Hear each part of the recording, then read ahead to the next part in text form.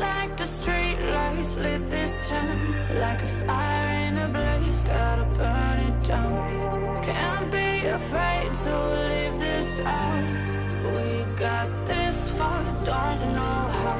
I see danger in your eyes. They know we'll burn down the night. Coming just like the sunrise. You know that we gonna let it away. Tonight, we gonna let it away. Tonight, we gonna let it away. Just like the sunrise, we gonna let it away.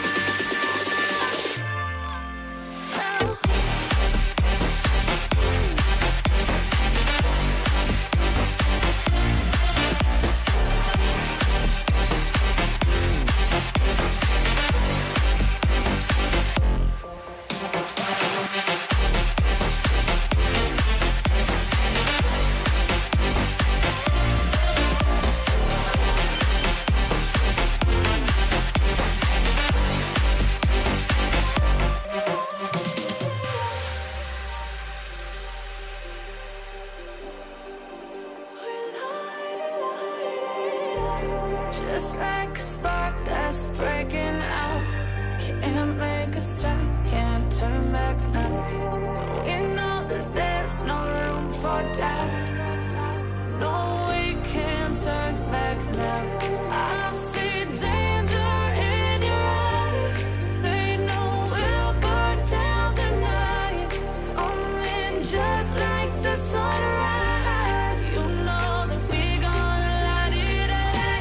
Tonight, we gonna let it away. Tonight, we gonna let it away. Just like the sunrise, we gonna let it away.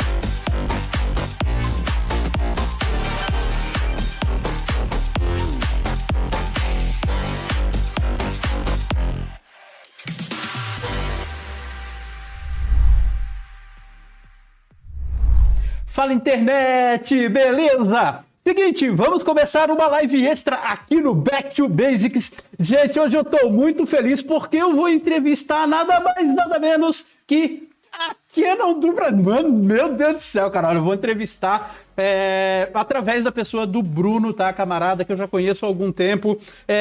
Eu preciso avisar uma coisa muito importante para vocês agora no início da live, é que estamos vivendo o caos total dentro da internet no Brasil hoje. Caiu Instagram, caiu Facebook, caiu Claro em São Paulo, mano, a Claro 4G e 3G não tá funcionando. Estamos no meio do caos, então já vamos deixar avisado aqui para vocês, porque assim, ó, se a gente tiver instabilidade, se a live cair, se nós tivermos problemas, nós vamos remarcar, vamos trazer outra data para que a gente possa conversar com todo mundo sem o menor problema, tá bom? Vocês estão aí e o pessoal tá perguntando, ó, o TechPlace Brasil, o YouTube ainda funciona ou nós já podemos correr para os bunkers? Olha, pelo menos o YouTube parece estar funcionando, não precisamos correr. Ó, a Marinette falou o seguinte, correr para os bunkers, eu tô rindo de nervoso. Ó, o Emotions Creativity Filmes. Bom, já tem pergunta se vai ter lançamento. Daqui um pouco eu vou abrir para vocês fazerem perguntas. Vão perguntar para Canon. A gente, cara, tem muita coisa para coitado do Massal. O Massal tá ferrado. Eu vou soltar uma pergunta atrás da outra e vai ser uma loucura. Ó, o pessoal tá aí, eu tava ansioso por essa live. Então, gente, sem mais delongas, vamos mudar para a tela do entrevistado, tá? Vamos mudar aqui para a telinha. Hoje eu estou com uma iluminação diferente e estamos aqui com Bruno Massal. Bruno, meu amigo, primeiro eu gostaria que você falasse qual o cargo que você ocupa dentro da Canon e que você também se apresentasse. Fala galera, boa tarde. Nesse momento de caos aí, né? Internet funcionando em alguns lugares, em outros não. Espero que a gente consiga fazer essa live hoje.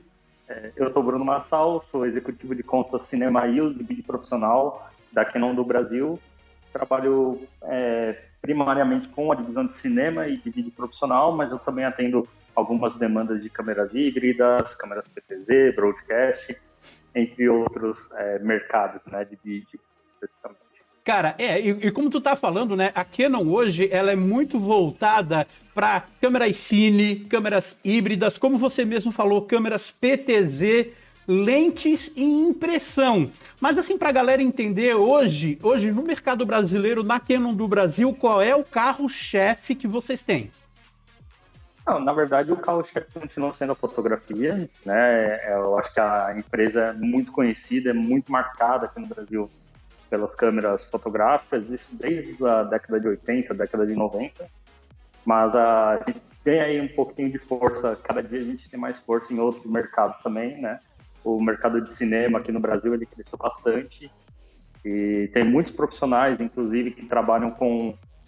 que tem produtoras menores, que são mais independentes, que também estão pulando pro mercado de cine, né? Para ter uma câmera mais focada mesmo na captação de vídeo, ou em câmeras de produção, né, filmadoras. Uhum. Mas é um mercado que a gente também está crescendo bastante e é basicamente isso, né? A gente vai crescendo cada vez mais, pouco a pouco, né? A gente vai crescendo. É verdade. É só para te avisar, o áudio de você está picotando um pouquinho, tá? Não sei o que é. Pode ser a internet. Pode ser a internet. A internet tá nessa, né? Mas assim, ó, já que a gente falou nessa sequência, câmeras cine, câmeras híbridas, PTZ, lentes e impressão, a gente vai tentar seguir essa linha, tá?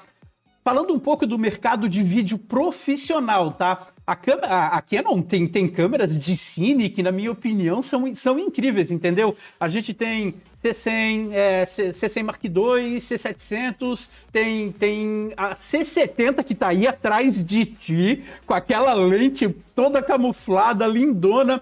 Mas eu quero fazer para ti uma pergunta, uma curiosidade pessoal minha mesmo, é que se ainda existe um mercado para camcorders e filmadoras. Com certeza. A gente, durante agora, né, o período de pandemia, a gente cresceu bastante nesse mercado, porque muitas pessoas elas queriam uma solução mais profissional, por assim dizer, para poder fazer transmissão ao vivo, transmissão de culto, né, igrejas, EAD, e é muito mais prático você ter uma solução all-in-one do que você ter que comprar uma DSLR ou então uma câmera de cinema e aí você se preocupar com toda a assessorização de lentes e afins, quando você pode ter uma camcorder, que já tem a lente integrada, já tem a câmera, já tem todos os terminais e fica muito mais fácil você montar um sistema baseado nisso. Então modelos como a XA11 e a XA15, que são nossas câmeras filmadoras de entrada do nível profissional, elas tiveram um número bem expressivo de vendas, mas não só isso, né? Também tem um mercado todo profissional de hard news, de documentário, o pessoal que trabalha com emissoras de TV, que tem uma demanda mais high-end, também a gente também atende. Aí a gente teve um lançamento recente, agora em agosto, que foi a XF605, que é uma camcorder 4K HDR, 4K até 60 quadros, o HD até 120, já tem saída 12 de SDI, então você consegue fazer transmissão em 4K. Uhum. Então é uma câmera mais high-end, mais um mercado, digamos, mais high level, uhum. né? E é uma câmera bem expressiva, assim, que se você parar e olhar e falar assim, pô, mas pelo preço dela, eu compro uma câmera sim, ou uma mirrorless high-end. E realmente, você compra, mas você não compra a lente junto, você não compra um monte de coisa que você teria que comprar para ter o mesmo desempenho. Então, existe sim um mercado, que é um mercado que talvez para o público fotógrafo, o público cinema, eles não olhem tanto para esse mercado, mas ele existe. Porque existem mercados bem diferentes, né? Tem o mercado cine, tem o mercado broadcast, e cada um deles exige mais ou menos um tipo de equipamento para poder trabalhar, cara. Isso bem legal. Mas eu queria falar, assim, não é por nada, mas tem a câmera que tá chamando um pouquinho de atenção minha ali atrás, que é a C70. Eu queria falar um pouquinho sobre essa câmera que foi lançada há pouco tempo pela Canon. Eu acho que da linha Cine é uma câmera com grande destaque, com grande apelo hoje em dia, porque ela é pensada não só para cinema, para essas coisas, mas também para produtor de conteúdo. O cara que quer ter a qualidade máxima nas suas transmissões, ele tem a oportunidade de ter uma câmera como essa. A gente podia falar de alguns destaques que a gente tem dentro dela. Então, fala aí um pouquinho sobre as maravilhas que nós temos dentro da EOS C70. O 2020, né, o ano passado, a gente teve duas câmeras bem expressivas no nosso line-up de cinema, que foram a C300 Mark III e a C70. E a C70 essencialmente é a Canon falando que parou de brincar um pouco, né? O pessoal reclama muito que existe o martelo de capar da Canon, e a gente, com a C70, a gente provou que não é bem por aí. Uhum. A C70 essencialmente é a C300 Mark III sem o formato RAW, que para muita gente ele é desnecessário, né? Então o produtor high-end ele vai preferir gravar em RAW, ele quer ter a opção do RAW, mas para muitos produtores independentes que vão trabalhar mais com conteúdo independente, conteúdo para internet, ele vai gravar com arquivo com compressão, e o XFVC já atende hiper bem nesse sentido. Então a C70 é essencialmente uma C300 Mark III sem os codecs high-end que o mercado high-end precisa, né? Mas claro, se você for um produtor que quer ter um formato RAW, né, que você quer ter uma qualidade maior ainda, existe a C300 Mark III que está ali um degrau acima hoje. E inclusive o nosso amigo Thiago Rodrigues utiliza ela para o canal dele no YouTube, ele grava inclusive em RAW, mas é porque ele tem toda essa necessidade de ter uma qualidade maior. Para muitas pessoas, né, digamos 90% do mercado de vídeo para a internet acaba não utilizando, então acaba sendo... você acaba comprando duas C70 pelo preço de uma C300 Mark III. Que no caso dele, o apelo visual faz parte da comunicação do canal, então ele realmente precisa fazer essa gravação para fazer uma colorização. Algumas coisas que eu acho uns destaques assim, que são bem interessantes na C70 é o mount dela, né? Sim. Um mount que te possibilita utilizar as lentes RF. Sensor DGO. Para quem não sabe o que é, dá uma explicadinha por cima o que é esse sensor. O sensor DGO ele foi introduzido na C300 Mark III, né? Como eu falei, a C70 é basicamente a mesma câmera, então elas utilizam o mesmo sensor. O DGO significa Dual Gain Output. O que a câmera faz, né? O processador da câmera e o sensor, eles fazem uma leitura, uma varredura simultânea de ganhos, né? De ISOs diferentes, pixel a pixel. Então você vai ter os pixels de baixa luz, onde você vai ter uma prioridade em termos de ruído, redução de ruído, e os pixels de alta luz, onde você vai ter uma prioridade de saturação. Por que isso? Nos pontos de alta luz, o principal problema de uma câmera digital hoje é que você, quando chega em alta luz, o pixel estoura e você não tem informação nenhuma de cor. Então o DGO ele facilita essa recuperação de cor, enquanto na sombra o problema é perda, né, geração de ruído e perda de detalhe. Então, o DGO, ao mesmo tempo que ele está salvando as outras luzes, ele está também salvando as sombras, e com isso você tem um alcance dinâmico maior. Cara, e isso é uma coisa incrível, porque se você parar para pensar na quantidade de informação e na capacidade computacional que uma câmera como a C70 tem, é uma coisa incrível, porque a C70 tem quantos megapixels? Se a gente for considerar, né, ela é uma câmera 4K, e 4K em si, hoje em dia tem... hoje em dia não, né, o 4K em si tem 8 megapixels, mais ou menos. Então, 8 milhões. É uma coisa muito louca. 8 milhões de pixels sendo renderizados, lidos em ganhos diferentes em tempo real. Mano, é muita coisa. Exatamente. E se você... um outro destaque da C70 é que se você cai a resolução, né, você cai a resolução para Full HD ou para 2K, você, além do DGO, você tem o oversampling. Então, ela capta a imagem em 4K, mas ela te entrega um Full HD com mais definição. Então, são dois processos que ela consegue fazer simultâneos. Caraca, é muito louco, né, cara? E pensar que tudo isso em uma câmera que se você parar para pensar, ela não é tão pequena, claro, né? Mas se você parar para pensar todo o poder que ela tem, que tem ND embutido, tem um monte de coisa, bicho, ela é relativamente pequena, né? E ela também é feita para trabalhar na horizontal e na vertical, né? Isso. Ela foi pensada justamente nessa geração nova de conteúdo vertical também, que está sendo cada vez mais popular por conta de plataformas como o TikTok, né, o Instagram também, com os Reels. E aí a gente sempre tem aquelas pessoas que acabam falando, mas quem que vai usar uma câmera de cinema para produzir conteúdo para o TikTok ou para o Instagram? E ontem mesmo, desafiando, né, pelo TikTok, assim, eu acabei sendo impactado por uma campanha inteira da Renner, que eu tenho certeza que foi rodada com câmera de cinema, tudo na vertical. Então, assim, a gente não está falando especificamente dos usuários comuns, a gente está falando também de empresas que querem impactar esses usuários. E a empresa, ela precisa se mostrar com qualidade total, entendeu? Assim, as empresas, elas entenderam que a publicidade mudou muito. Ela saiu da televisão para vídeos de 30 segundos, 1 minuto, e foi pro TikTok, foi pro Instagram, tu tá arrastando para cima e no meio tá aparecendo a propaganda. E assim, ó, se você prestar atenção, se você tiver um olharzinho, geralmente quem é fotógrafo, quem é videomaker, consegue identificar quando é um sensor grande, quando é uma câmera melhor. E, pô, a qualidade tá na cara, velho. Não tem como mudar isso, entendeu? Outra coisa legal, né? Que ela tem o codec, né? É o XF-AVC, que ele entrega 422 10 bit num slot duplo. Então você consegue gravar o 4K e consegue gravar já um outro arquivo mais baixo para você utilizar lá na sua ilha de edição. E eu gosto muito do codec. O codec da Canon, eu não sei se o codec que tem nas mirrorless, né, híbridas, e na Cine é o mesmo. Eu imagino que não deva ser, né? O codec, ele é como o da RP, por exemplo, que ele tem muita informação, mas é bem leve para trabalhar na ilha.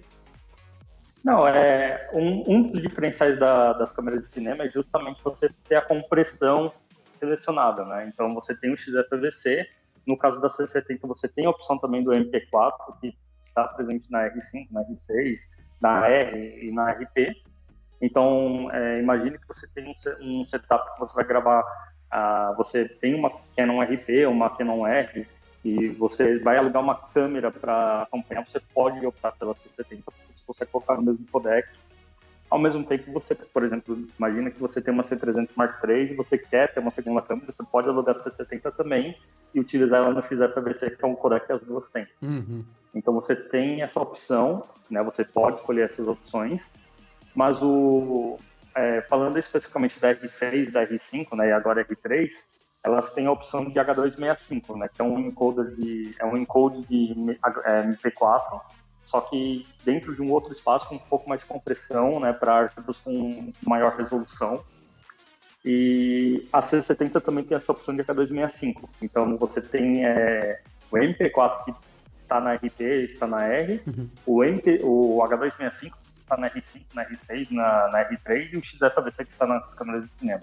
Então você tem 3 opções de codecs diferentes que você pode utilizar de acordo com a câmera, com as outras câmeras que você vai utilizar para facilitar a sua posse. Né? Tá, show de bola. Você que tá aí comentando, calma, a gente vai conversar um pouco e depois nós vamos abrir para as perguntas de vocês, tá bom, gente? Não se preocupa, a gente vai tentar responder a galera aqui. Eu tô vendo que tem algumas perguntas bem interessantes, mas a gente vai seguir aqui a sequência e a gente já vai abrir para perguntas para vocês. Ô, Bruno, falando um pouquinho dos outros modelos especificamente que a Canon Brasil oferece. O cara quer fazer um documentário, quer fazer alguma coisa, ele vai lá, liga pro Bruno. Bruno, quais são as opções de câmera que eu tenho hoje aqui no Brasil?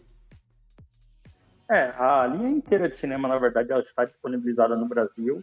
É que o método de distribuição no Brasil é um pouquinho diferente do método das câmeras, né? As câmeras de cinema e as câmeras de vídeo profissional também, elas têm um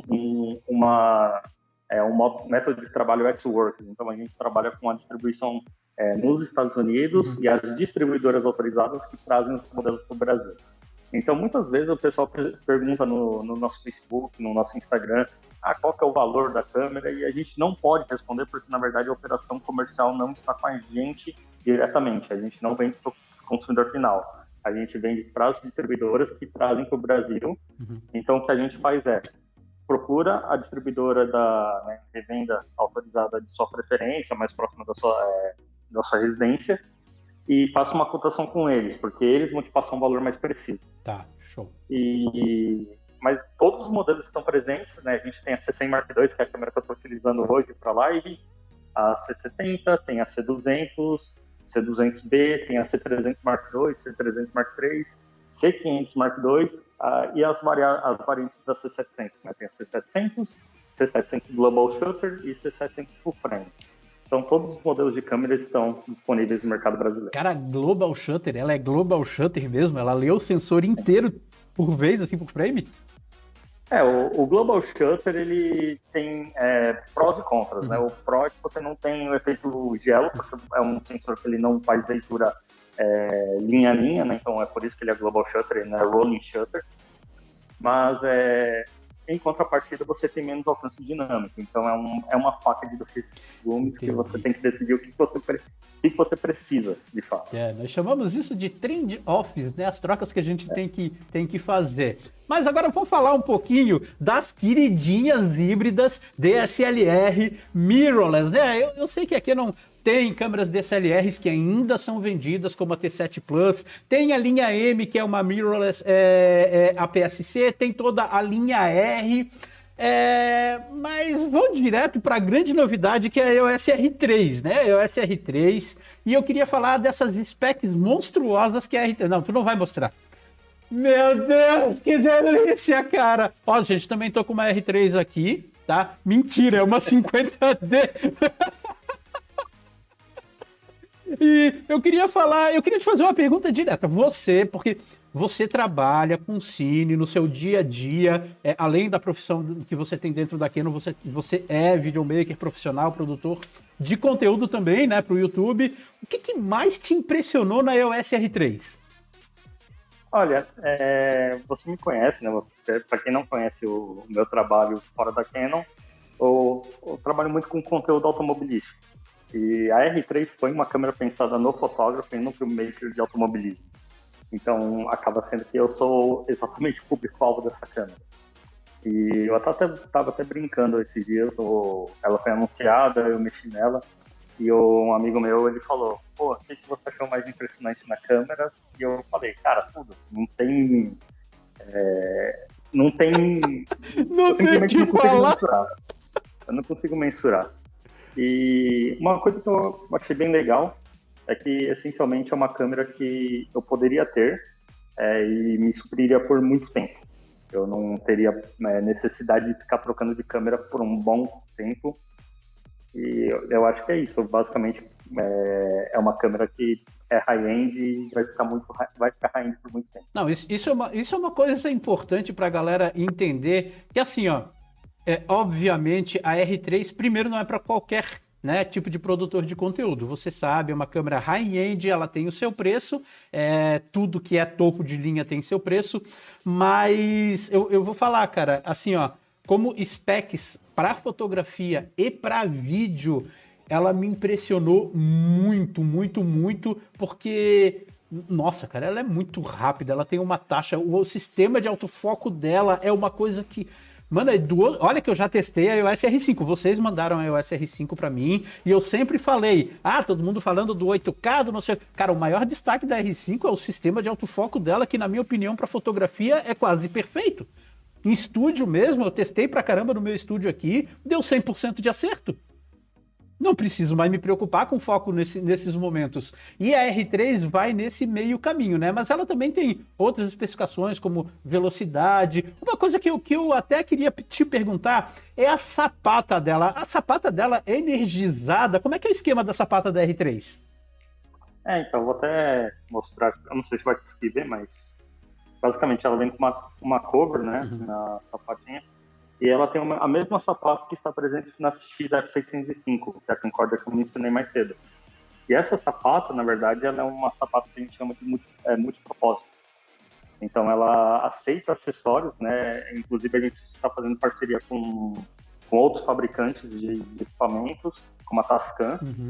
e a gente vai lançar módulos, por exemplo, a Tascam vai lançar um módulo XLR para ela que você não precisa alimentar externamente. A própria câmera vai alimentar o módulo. A Canon mesmo já anunciou um flash que vai funcionar direto aqui e também um transmissor. Mas o flash, ele não vai precisar de bateria? Ele vai usar a energia da própria câmera?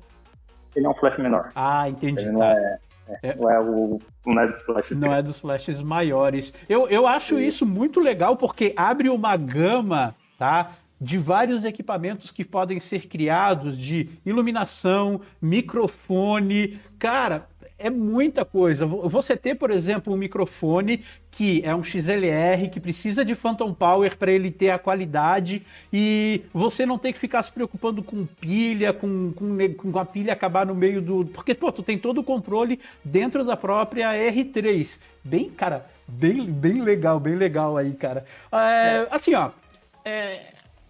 Tem toda uma linha intermediária, vamos falar agora intermediária, né? Porque a gente tem a linha de entrada da EOS, que é a EOS RP, uma linha que é intermediária, que é a EOS R, R6 e R5 nessa sequência, né? E deixa eu te perguntar uma coisa. Hoje, qual híbrida a Canon oferece para quem precisa de vídeo 4K? Para quem precisa de vídeo 4K, a gente, na verdade, todas as nossas mirrorless já tem vídeo em 4K. Desde a M200, que também é um recém-lançamento, mas aí depende da sua necessidade de vídeo 4K, porque existem vários níveis, né? Sim. Então, por exemplo, você pegar uma M200, uma M50 Mark II, você vai ter um 4K que é semelhante da SL3, né? Que você vai ter o corte no sensor, você vai ter um quadro menor, que é mais próximo do Super 16, mas que funciona bem para quem quer simplesmente ter uma câmera 4K, que quer conteúdo para internet, para web, uma coisa mais rápida. Um dos diferenciais da M200 e da M50 Mark II é que você consegue até transferir esses arquivos 4K para um celular, para um tablet e Wi-Fi, e fazer a edição lá direto. Então você tem um arquivo com uma resolução mais alta. Eu, por exemplo, eu tenho um Samsung Tab S7, e eu tenho um amigo que tem um iPad Pro e a gente consegue transferir arquivos da M200, da M50 Mark II direto para esses tablets e editar em 4K num aplicativo tipo InShot e fazer a exportação em 4K também. Então isso é bem legal, é um workflow mobile que muita gente nem imagina que existe. Se você quiser subir a escala, aí a gente tem M6 Mark II que faz 4K sem corte no sensor, é um sensor APS-C, mas não tem corte. E tem a RP, que daí já é um sensor full frame, que você vai ter o corte em 4K, mas já é full frame. Então você tem um corte menor, né, em relação ao APS-C. Assim, sinceramente, além do trabalho no YouTube, eu tenho um trabalho de fotografia e um trabalho de vídeo, entendeu? E como eu atendo muito pequenas e médias empresas, formatura, eventos, essas coisas, por enquanto eu, Andrei, não vejo necessidade de ter um 4K. Um 1080-60 para mim já supre totalmente as necessidades das empresas que me contratam. E assim, a RP, que é uma câmera full frame de entrada, assim, para o 4K é um pouquinho mais complexo, porque você tem o crop, porque o Dual Pixel 2 ele não funciona só por contraste, mas no 1080-60 você tem toda a qualidade que é necessária na RP numa câmera de entrada. Se você parar para pensar, da linha da Canon é a full frame mirrorless mais barata que tem, né? Sim. Na verdade, ela é inclusive mais barata do que a M6 Mark II. A gente falar em preço em dólar, a RP está em $1.000 e a M6 Mark II está na faixa de 1.100. Então, o preço é próximo, mas a M6 Mark II é ainda mais cara. Mas isso é uma coisa que é interessante, né? Na semana passada teve uma live da Canon Zoom In, que eu participei, que foi exatamente sobre mirrors, né, no geral, e eu mostrei uma tabela de público-alvos das câmeras, e na verdade muitos dos públicos eles acabam se atravessando, então a gente não tem uma definição exata. Como você falou, você tá aí, você tem o seu público de vídeo, o seu público de foto, você consegue atender com a RP, e não significa que você não conseguiria atender com uma M50 ou com uma M200. Aqui, na verdade, você tem a facilidade da RP que você não tem na M200 e M50, que está um pouquinho abaixo. É basicamente isso, que é uma coisa que o pessoal, às vezes, eles não entendem. Eles acham que é aquela câmera, sem aquela câmera eles não vão conseguir fazer. E não é a verdade. Na real, você consegue atender hiper bem diversas demandas, né? A câmera está ali para facilitar, ser um facilitador. Se você tiver, por exemplo, uma demanda de vídeo e fazer com uma C70, com certeza vai ser mais fácil do que você usar uma R, uma RP, uma M200, uma M50. Mas até aí, né, se você tiver uma demanda mais simples, é muito mais fácil você pegar uma câmera fotográfica, que é simplesmente focar a lente e ligar, que uma câmera de cinema, que você vai ter que montar ela inteira.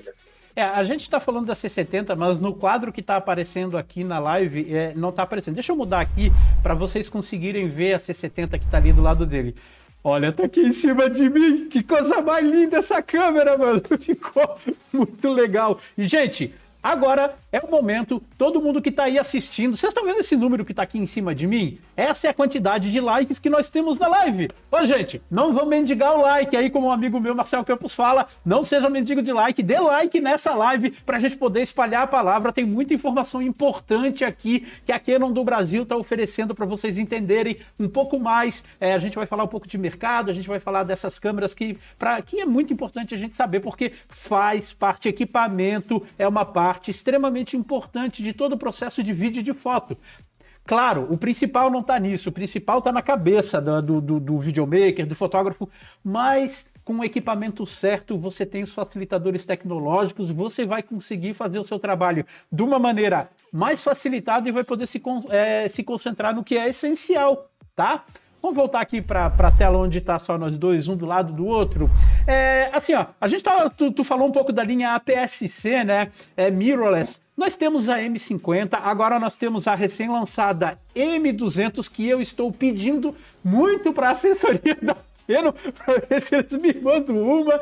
E diferente da linha DSLR, nós não podemos usar as lentes da linha M na linha R, né? Porque existe uma diferenciação.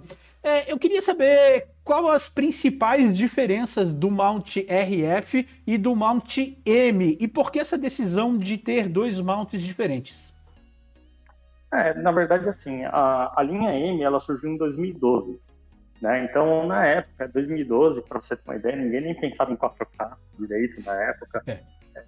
A linha M ela foi pensada como uma segunda câmera para o fotógrafo profissional ou para uma câmera principal para o amador que queria uma câmera mais compacta, né? Com um tamanho reduzido para viajar, para facilitar o transporte e afins. E então o conceito por trás das lentes, né? Por trás do bocal e por trás das lentes é outro. O conceito é compactabilidade, né? Então é redução de tamanho, mesmo, redução de peso. Existem 8 lentes EFM da Canon e se você for ver as lentes que existem, todas elas cobrem desde o angular até a teleobjetiva. Só que a ideia é ter realmente lentes menores. Aí, claro, se você quiser usar uma lente mais high-end ou uma lente fotográfica mesmo, você pode utilizar uma lente EF, uma lente EFS, usando o adaptador que a Canon lançou junto na época, mas não era a ideia. A ideia é realmente ter um kit menor para você passear por aí, né, para você levar por aí e afins. Tanto que só em 2015 que a Canon tentou começar a diferenciar a linha M com submodelos. Então a gente teve o lançamento da M3, que era um pouco mais ali no nível da 80D, por exemplo, e na época 70D, né, 2015, na época 70D, e a M10, que era abaixo, que seria o equivalente a uma Red. Então você tinha duas M's com características distintas entre si, com públicos diferentes, mas foi ali que a Canon tentou começar a meio que diferenciar a própria linha M. Uhum. Mas assim, até hoje a linha M ela é muito bem resolvida para quem quer um sistema compacto, de qualidade. Porque você tem um sistema, né, muito bem resolvido, com lentes que são bem resolvidas, a EFM 22mm f2 STM e a EFM 32mm f1.4 STM são duas das lentes mais nítidas que a Canon tem. E pouca gente sabe porque, na verdade, é um sistema menor, né, mais reduzido. Então, É bem, digamos, é bem característico dela. Quem usa a M sabe que é uma câmera para você levar para cima e para baixo, enquanto a R não. A R foi pensada com uma revolução mesmo do Focal EF e do Focal EFS. Então a R ela foi pensada para substituir mesmo o equipamento de trabalho de vários fotógrafos, independente da categoria, do nível, e também de alguns amadores, que são o que a gente chama de amadores avançados. Então, a RT mesmo é uma câmera que é muito bem cotada entre os amadores avançados, porque é uma câmera full frame, é uma câmera que te dá a possibilidade de ter o tamanho reduzido que você tem nas M's, com lentes um pouquinho maiores. Então, você não vai ter a lente do tamanho de uma M, né, uma FM, mas você vai ter uma lente mais reduzida em relação a uma lente EF e EFS. Show. Então, acho que são dois públicos distintos, né, para as câmeras. E não há, assim, pode acontecer dos dois públicos terem as duas câmeras.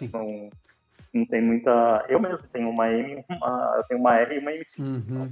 Olha, para você que está aí assistindo agora e pensou que eu não ia fazer perguntas polêmicas para Canon, você está muito enganado. E, Bruno Bassal, você pode invocar a quinta emenda em qualquer momento que você achar. Você pode simplesmente dizer, pô, Andrei, não posso responder isso. Mas eu vou perguntar. Existem fortes rumores que indicam a unificação do mount mirrorless da Canon. Ou seja, a Canon deixar um pouco mais de lado o mount M e lançar uma câmera APS-C com mount RF. Já pensou um estilo RFS? Porque nas DSLRs a gente consegue, né, usar uma lente full frame numa câmera APS-C. E aí? A aposta da Canon vai continuar no mount M ou existe a possibilidade de uma unificação no futuro? E? Travou? Travou bem na pergunta polêmica? Não, só porque eu falei, caiu a internet. Não, voltou. Voltei. Então, eu vou te falar uma coisa que eu acho que muita gente nem parou para pensar, mas já existe câmera APS, entre aspas, nas híbridas atualmente, RF, porque todas as R's têm a opção de corte 1,6. Então, não é mais fácil você ter uma câmera que é full frame e ao mesmo tempo você pode cortar para ir para APS-C se você precisar? É verdade. Entendeu? Então, é muito disso. Né? Você tem a possibilidade de você ter um sensor que é maior e você ir para o menor e não existe o contrário. Entendi. Então, você tem essa possibilidade que eu acho muito mais versátil do que você ter simplesmente uma câmera APS-C e você não pode subir para o full frame. Entendi. Porque não tem como magicamente você ir lá esticar o sensor. Eu aqui com a EOS RP, o que acontece? Quando eu estava fazendo os vídeos, quando eu comprei ela com adaptador. Eu ainda não tenho nenhuma objetiva RF e nós já vamos falar das objetivas e daqui eu quero que seja a minha primeira RF. Mas eu pego a 1855, por exemplo, eu desligo a câmera, encaixo ela no bocal, quando eu ligo, ela já deu o crop automático, tá tudo bonitinho, entendeu? Então, realmente você tem essa possibilidade, eu acho interessante o fato de, no caso das lentes EF e EFS, você pode utilizar elas na sua câmera. Mas, então eu imagino que a aposta da Canon seja realmente manter o mount M e manter as objetivas full frame RF, é isso? Por enquanto sim. A gente não sabe como é o futuro e pode ser que eu esteja errado, mas na minha cabeça faz muito mais sentido você ter um sistema full frame bem resolvido que você pode ir para a APS-C do que você ter câmeras diferentes, até porque baseado em diferenciação de preço, uma câmera de sensor APS-C hoje não é tão mais barata que uma câmera de sensor full frame. Então tem isso também. Cara, bem interessante. Aproveitando esse assunto de mount, hoje de manhã eu lancei um vídeo falando sobre o fim do mount EF e EFS, que nós estamos caminhando para isso, porque não adianta Olha, RF é o futuro, mirrorless é o futuro, não só na Canon, em todas as outras fabricantes, elas têm os seus novos mounts, que tem mais tecnologia embutida, que traz mais informação, né? Consegue comunicar mais informação, tem a distância do flange menor por causa de não ter o espelho, muito mais qualidade, foco, qualidade de vidro, tudo isso, tudo bem. Mas assim, eu queria que você falasse um pouquinho das diferenças entre o mount EF e EFS em relação ao RF. O que nós temos dentro do RF que é uma vantagem tão grande assim para toda a indústria estar indo para esse padrão de lentes mais inteligentes? A principal diferença do bocal EF e EFS do RF é que o RF ele tem 4 pinos de contato a mais, que possibilitam uma comunicação mais rápida e de maior velocidade, né? Então você tem aí mais rápido, maior velocidade não, né? Mais rápida e com maior banda de dados. Então você tem, por exemplo, a correção que você tem nas lentes EF e EFS para sua câmera. Como que funciona para quem tem, né? Para quem mexeu nisso? Você tem que baixar um software da Canon, ligar a câmera USB no seu computador, ir lá, falar assim, vou usar tal lente, baixar tudo do programa para sua câmera, e aí você vai lá e usa a lente e vai estar lá as correções, né, compatíveis com aquele modelo de lente. No caso das lentes RF, você não precisa disso, porque a lente tem a correção nela, e você encaixou na câmera, carrega automaticamente para a câmera, justamente por conta dessa velocidade de dados. Você também tem vantagens como a escala de foco na tela da câmera, então para quem trabalha com foco manual, você consegue desse foco a 1 metro, a 1,5 metro, qualquer hiperfocal que você está utilizando sem tirar o olho da tela. Você tem lentes com uma velocidade de resposta mais alta. Se você está com uma lente com estabilizador, você tem uma comunicação mais inteligente entre a câmera e a lente. E se você tiver uma câmera com IBIS, por exemplo, como é o caso da R5, da R6, da R3, o IBIS ele só atua até onde a lente não consegue compensar. Então, você não vai ter efeitos, digamos, desagradáveis na imagem, porque você tem um estabilizador da câmera e o estabilizador da lente. Eles estão conversando entre si para funcionar em harmonia. Então, tudo isso é necessário, né? E, claro, é um avanço de tecnologia. Por conta desse bocal novo, né, que tem um diâmetro que é o mesmo diâmetro do bocal EF, né, são 54 milímetros de diâmetro, mas com um lente mais curto, que tem 20 milímetros, você consegue criar lentes como a lente que está montada na C70 aqui, que é a 2870 f2.0, que é uma coisa que você não consegue criar de maneira alguma para uma DSLR, para uma DSLR, sem você ter uma lente que pese no mínimo 5 kg, 6 kg. Então, é bem mais viável hoje em dia você ter lentes mais claras, mais rápidas, ou se você quiser uma lente semelhante ao que você tem do DSLR, você tem uma lente menor. É o caso da 70-200, f3.8, que tem estabilizador também, mas é consideravelmente menor que a EF 70-200 2.8. A 2470 2.8 agora tem estabilizador e é menor do que a 2470F. A 1535 tem 1 milímetro mais angular e ainda assim é menor do que a 1635 e também tem estabilizador. Então você tem só vantagens em relação ao design ótico. Por isso que muita gente já está largando tudo e já está indo para o RF, porque realmente é um sistema que tem um design ótico mais, digamos, à prova de futuro. O EF hoje, ele chegou no ponto que está, mas já tem mais de 30 anos de mercado e não tem mais para onde correr em termos de tecnologia ótica. Na real, limitação tecnológica. Até no vídeo de hoje que eu peguei a cinquentinha 1.4. Mano, a cinquentinha 1.4 é um projeto de 1993, irmão. Então, a gente tem uma longa estrada. Claro, isso não significa que a 50 1.4 vai parar de fazer fotos lindas e incríveis. Vai continuar. Ela faz fotos ótimas, mas as objetivas RF, principalmente a distância do flange, melhora muito, cara. Uma coisa que é muito interessante que a galera precisa saber é que assim, ó, diminui a quantidade de elementos ópticos que tem dentro das objetivas. Os elementos ópticos que tem dentro são menores, é mais fácil movimentar eles, por isso que eles são mais precisos. Então, como eu falei, o futuro tá aí, o futuro chegou, é RF, é mirrorless e você que é saudosista não vai ter muito para onde correr. Bom, fala, Bruno. Não, eu concordo 100%, mas existe também, né, o público que gosta de lente vintage, né, o nosso amigo Bernal, ele fala muito sobre usar lente FD na RP dele, na R, e o EF hoje chegou nesse ponto. O EF, querendo ou não, já tem mais de 30 anos de mercado, já pode ser considerado vintage também, apesar de ser eletrônico. É verdade, caraca, né, meu? É verdade, pode ser considerado vintage. Bom, gente, vamos dar sequência aqui nas perguntas. A gente falou também de câmera PTZ, não é muito o foco do canal aqui, mas só para a galera entender em que tipo, primeiro, o que é uma câmera PTZ, para quem não conhece, e em que tipo de mercado que elas são usadas. Câmeras PTZ PTZ é uma sigla para Punch Tilt Zoom, né? Então a gente chama de câmera PTZ, na verdade, as câmeras robóticas.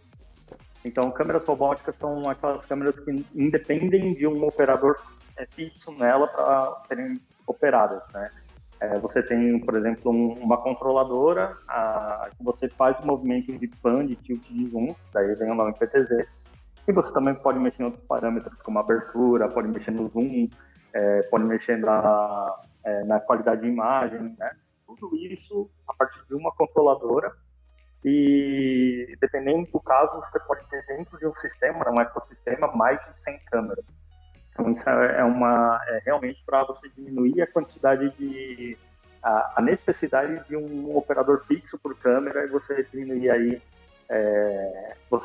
a quantidade de pessoas num set de filmagem, ou então você tem uma opção menos obstrutiva, né, menos invasiva dentro de um set. Câmera PTZ em si é muito utilizado para EAD, para videoconferência, para reality show também. O pessoal costuma montar as câmeras PTZ assim, né, dentro da casa, para não ter um operador, né, com câmera lá dentro. E um outro exemplo bem legal é Carnaval. Na Indy mesmo, tem uns postos lá que tem umas câmeras PTZ outdoor, né, que a gente classifica como indoor e outdoor, mas tem câmeras PTZ outdoor por toda a avenida, e um operador só vai controlando as câmeras PTZ, desde o zoom até movimento, sem ter problema nenhum, e passar chuva, passar sol, ele está lá operando essas câmeras. Cara, legal, você tem a possibilidade de operar remotamente. E, bom, esse não é um mercado que eu conheço muito, então vamos pular e vamos para o próximo. Vamos falar um pouquinho das objetivas que nós temos que aqui não oferece no Brasil. A gente tem ainda em estoque, né? A gente sabe que muitas lentes EF e EFS foram descontinuadas, mas ainda existe uma grande gama de objetivas, principalmente em estoque, e de objetivas RF, tá bom? Objetivas Cine, porque para quem não sabe, existe toda uma gama de lentes lindas, maravilhosas, cinematográficas, feitas especificamente para o mundo cine, e é delas que eu quero começar a falar. Bom, eu vou começar a falar de uma lente broadcast que eu estava vendo esses dias, deixa eu até pegar aqui, que é a 1016 KASS, que é uma lente 8K para broadcast. Então, assim, é só falar um pouquinho qual a diferença do cine para o broadcast e falar um pouquinho dessa lente incrível. A ideia por trás da 10x18, né, a gente fala a 10x16, né, só que a gente chama de 10x16, porque na verdade são 10 vezes 1 começando em 16 milímetros, é mais ou menos isso. É basicamente isso que a gente fala para quem está procurando aqui, sabem o que é a nomenclatura de uma lente uma lente broadcast. E a ideia por trás dessa lente foi o pessoal, né, por conta das Olimpíadas agora, começou muito com essa demanda de transmissão em 8K, com sensores novos. E o problema do broadcast é que você consegue, por conta do tamanho do sensor hoje, que é 2/3 de polegada, você consegue atingir a resolução de 4K com um certo nível de qualidade, e quando você quer subir essa resolução, as linhas começam a ficar muito curtas, né? Então você começa a reduzir muito o tamanho do pixel. e você começa a ter um problema de definição na lente, porque você tem lentes, o pixel é muito curto, né, muito pequeno, e a lente não consegue resolver esse pixel, porque infelizmente não tem como fazer mágica dentro da ótica. Então, o que aconteceu? Os fabricantes das câmeras de broadcast, eles aumentaram o tamanho do sensor para 1 polegada, 1.25 de polegada, e com isso o sensor ficou um pouquinho maior e as lentes conseguiram também acomodar essa resolução mais alta, então pulou do 4K para o 8K. Tanto que essa lente, a 10x16, ela tem um bocal chamado 1.25 polegadas e não tem um nome ainda. É um bocal relativamente novo, mas ele foi desenvolvido especificamente para essas câmeras que têm esse sensor um pouquinho maior. Cara, 8K, imagina conseguir fazer leitura pixel a pixel, precisa ter um elemento interno diferenciado mesmo para poder captar com qualidade toda essa informação. Outra lente que eu vi foi a 10x25, né? Que ela tem servo, né? Não é isso? Ela tem servo interno. Isso. E ela é desenvolvida para a câmera Super 35, né? Então, fala um pouquinho dessa lente também, que a baita. A 10x25, ela é uma lente, o conceito dela é um pouquinho diferente, né? A gente pode falar que desde que começou a ideia do cinema digital, com câmeras Super 35, com câmeras full frame agora, né, de uns 4 anos para cá também, muitos documentaristas e muitas emissoras de televisão procuraram a Canon, procuraram outros fabricantes também, para o desenvolvimento de uma lente com servo que cubra sensores Super 35 e sensores full frame. A Canon tinha uma lente já, que era 17, CN7 por 17, que é 17 120 milímetros, e agora a gente lançou a CN10 por 25, que é 25 250 milímetros, então são 10 vezes 1. E ela tem um teleconversor interno, então quando você ativa ele, ela passa a ser 37,5 a 375 milímetros, e você consegue cobrir sensores full frame. Então você tem aí uma lente que é o que a gente chama de operação ENG, né? Então você consegue usar com a câmera no ombro, com o controle, né, o servo na mão, e você tem uma lente que é leve, que é compacta, que é clara, para o documentarista, para o operador de televisão, né, o operador de câmera mesmo, de repórter, por exemplo, que vai utilizar a câmera no ombro, mas está utilizando uma câmera com sensor maior, que não está utilizando câmeras do padrão broadcast, né, que são 2,3 polegadas. E a ideia por trás dessa lente foi justamente atender esse mercado. Então você tem um conceito mais broadcast, né, por si, por conta do público-alvo principal, mas ao mesmo tempo você tem uma imagem mais cinematográfica porque ela foi feita para sensores maiores, e não são sensores tradicionais de televisão. Ah, show de bola. Vamos falar um pouquinho das lentes RF. Eu ainda não tenho nenhuma lente RF aqui comigo, eu tenho acho que umas 15 lentes EF e EFS, mas a minha primeira RF, por incrível que pareça, não vai ser a 50mm, e sim a 16mm RF, que foi lançada há pouco tempo, que finalmente nós temos uma objetiva grande angular, full frame, mirrorless, por um custo que lá na gringa, 299, é um custo extremamente baixo. Então eu queria perguntar, qual a previsão para venda nas terras tupiniquins e se existem outros projetos low cost que podem vir no futuro de objetivas da linha RF para Canon? Então, isso é uma ótima pergunta, porque cai muito naquilo que a gente estava falando sobre o bocal RF e o projeto ótico. É impossível fazer um projeto ótico de uma 16mm para EF que fosse compacta desse jeito e com custo baixo desse jeito. Então, um dos pilares que a Canon colocou com o bocal RF é justamente ter objetivas de especificações mais altas com custo mais baixo. E dentro disso, a gente pode até incluir a 85mm f2, que além de ser uma 85mm f2, ela é macro, ela é meio macro, né, que a gente fala, que ela tem uma magnificação de 1 para 2, né, na verdade. Mas é uma objetiva que, digamos, você conseguiria substituir a 85mm f1.8 e a 100mm 2.8, que não é da série L. Então você conseguiria substituir, porque Eu conheço muita gente, o pessoal que faz casamento, o pessoal que faz retrato, que usa sem macro, sem ser a série L, para fazer retrato. Então ela só quer ter uma aproximação maior do assunto, né, que você quer fotografar. E com 85mm é possível fazer isso. Então é uma opção que você, com uma lente que não é série L, substitui duas lentes que também não são série L, que são da versão F. E com isso você tem uma redução também no seu pacote, né, na mochila que você vai carregar, no case e afins. E voltando para 16mm, é uma lente que ela foi pensada justamente para o pessoal que faz vlog, pessoal que faz conteúdo para o YouTube, faz live. Esses dias eu tive que gravar, a gente falou do Thiago mais cedo, eu gravei uma participação por um vídeo dele, eu usei a minha EOS R e eu usei uma 1735 2.8 em 17mm, gravando em 4K. E se eu tivesse essa lente em mãos, eu usaria ela no lugar, eu colocaria ela em 4K, eu teria um corte mesmo, mas aí eu teria seria uma câmera viável com uma lente RF para usar em 4K. Então é uma opção nova que a Canon está oferecendo, e eu acredito que ela vai chegar no mercado aí em volta de novembro, dezembro, é mais ou menos a época que a R3 também vai começar a chegar, vai começar a ser entregue. Pô, novembro já, cara, muito bom. Muito bom trazer lá na gringa, ela teve só o lançamento, mas ela já está sendo vendida oficialmente lá na gringa?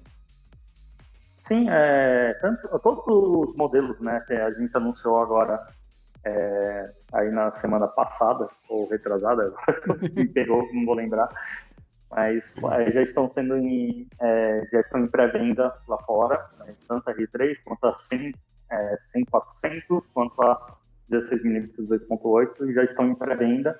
Então, quem não quiser esperar no Brasil já pode importar, daí ser importador.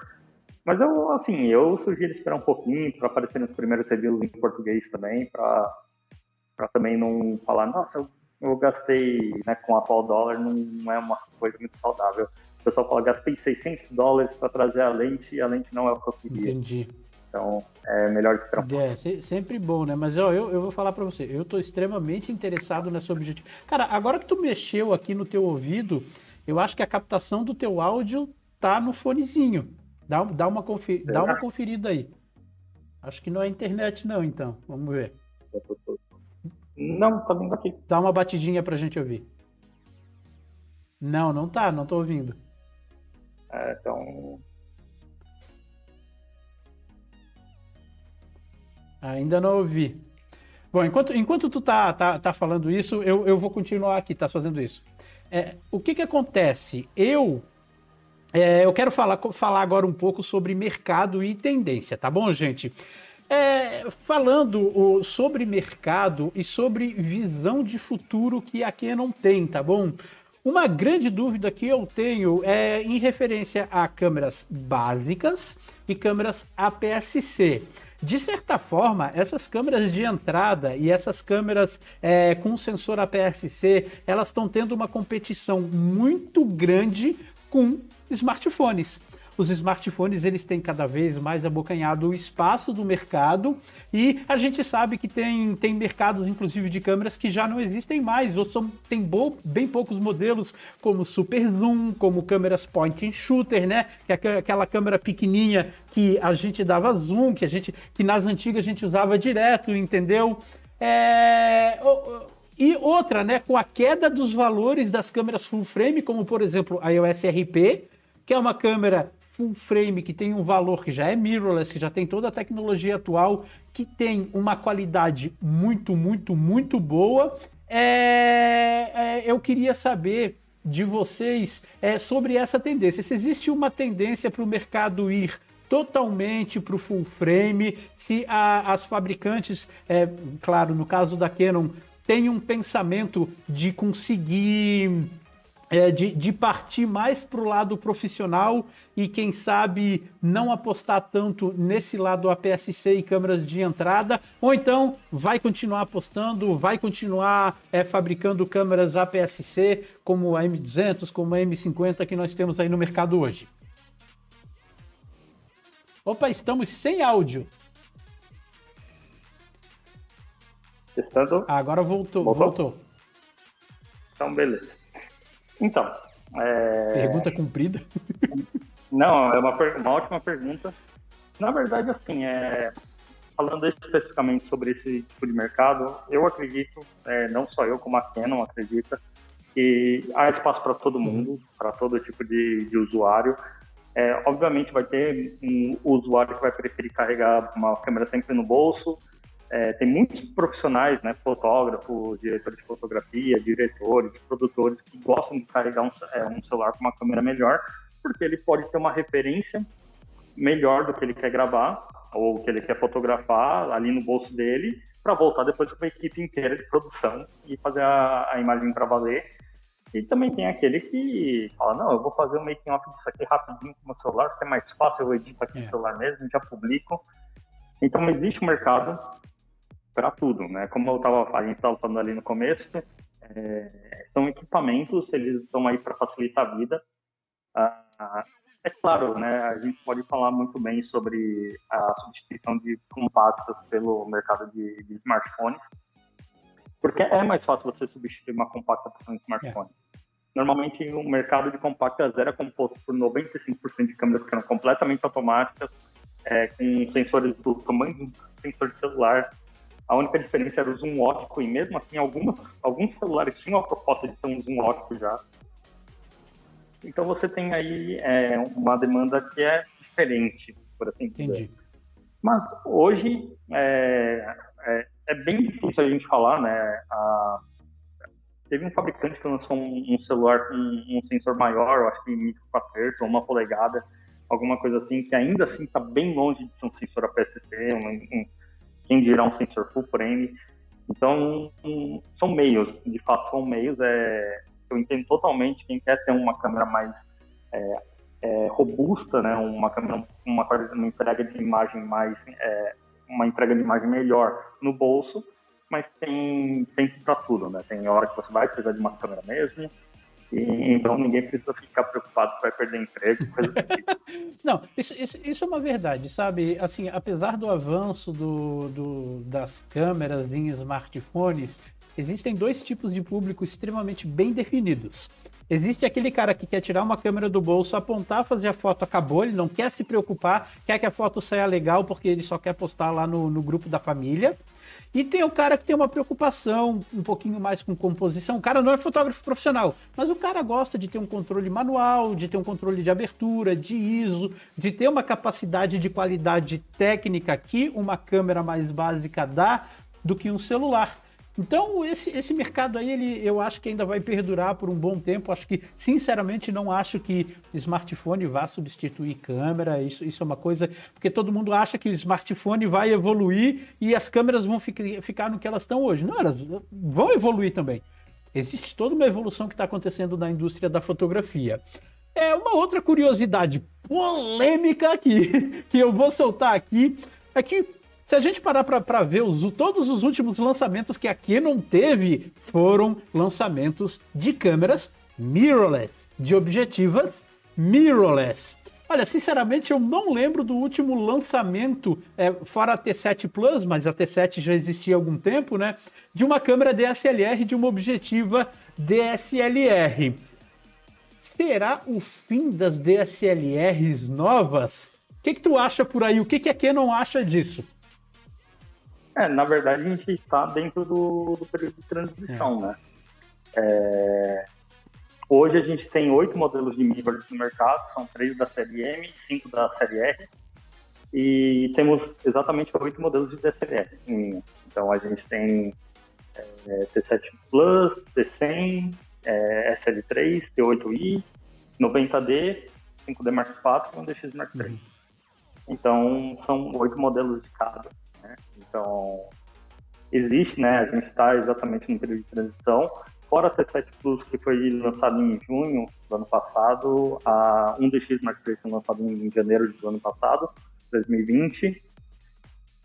E aí, assim, na verdade, é o que a gente falou, né? O bocal EF em si não tem mais para onde correr, em termos tecnológicos. Então, qualquer lente que a gente for desenvolver não necessariamente vai substituir uma lente EF já existente.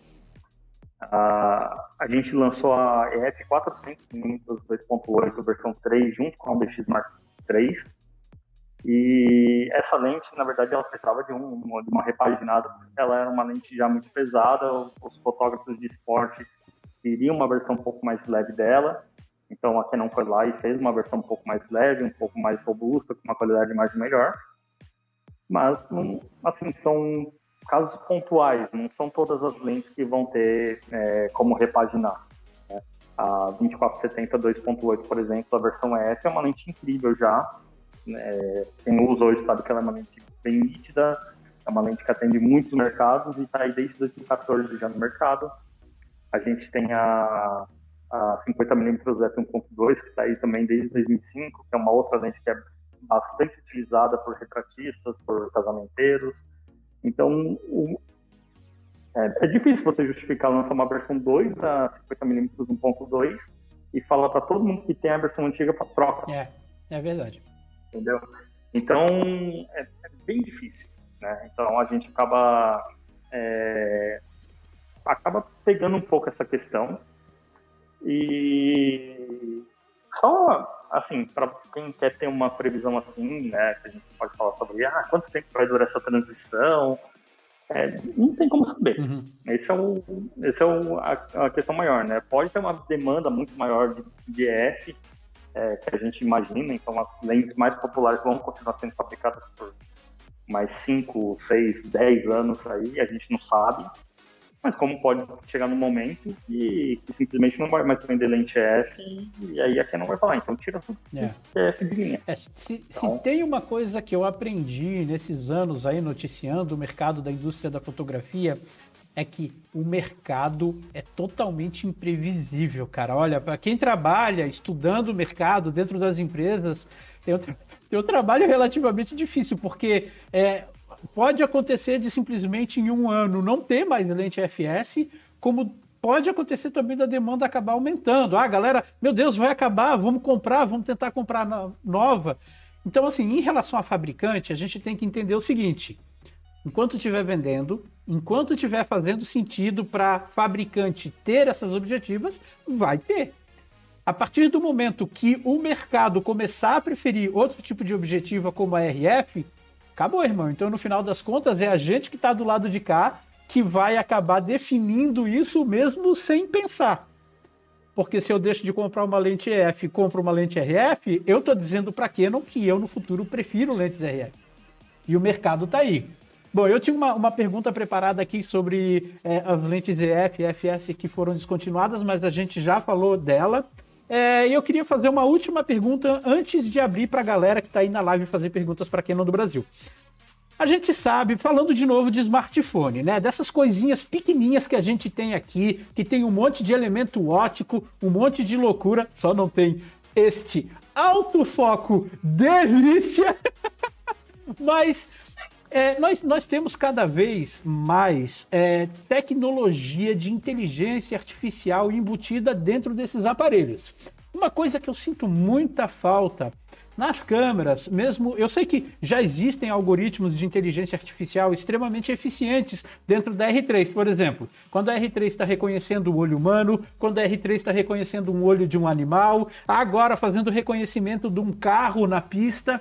Isso tudo é algoritmo de inteligência artificial funcionando. Mas eu falo conectividade, né? Apesar de já ter, ela é um tanto quanto limitada. Sistemas de inteligência artificial para HDR ou para outros efeitos. Existe uma tendência nos smartphones, mas eu queria saber se essa tendência provavelmente virá para câmeras semiprofissionais e profissionais no futuro. Que na verdade a gente pode falar justamente sobre a questão de segmentação de público, né, nesse ponto.